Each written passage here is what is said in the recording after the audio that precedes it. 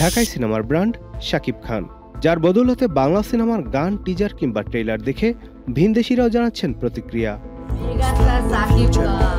তার অভিনীত বিগত কয়েকটি সিনেমা মুক্তি সামনে রেখেই এমন বৈশ্বিক উন্মাদনা চোখে পড়েছে।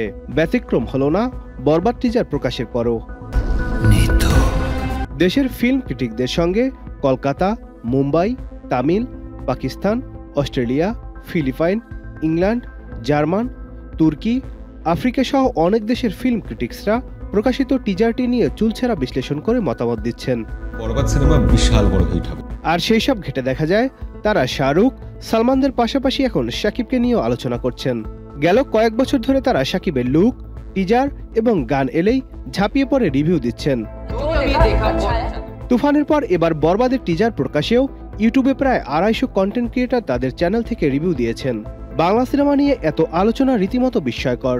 এও দেখা গেছে যে একই সঙ্গে প্রকাশিত সালমান খানের সিকান্দারের সঙ্গে শাকিবের বরবাদ টিজার তুলনা করা হচ্ছে।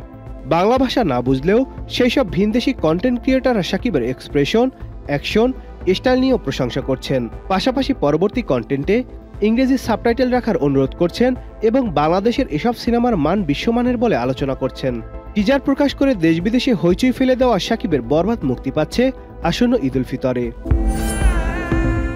আর এ ছবিটি নির্মাণ করেছেন মেহেদী হাসান হৃদয়। গেল আগস্টে ছাত্র জনতার আন্দোলনের পর হলগুলো দর্শক খরায় ভুগছে।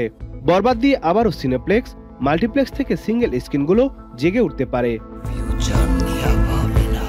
রিয়েল এনার্জি প্রোডাকশনের ব্যানারে এই সিনেমাতে আরও অভিনয় করেছেন মিশা সওদাগর, ইদিকা পাল, যিশু সেনগুপ্ত সহ অনেকেই। Nadim Hasan, channel I.